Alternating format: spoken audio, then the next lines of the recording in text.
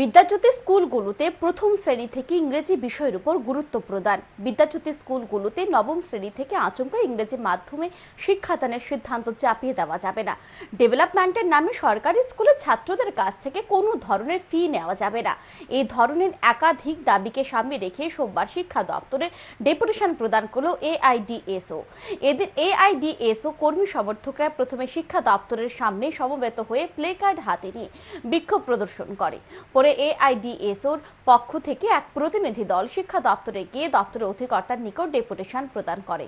এআইডিএসওর রাজ্য সম্পাদক রামপ্রসাদ আচার্য সাংবাদিকদের মুখোমুখি হয়ে তাদের সংগঠনের দাবিগুলি তুলে ধরেন।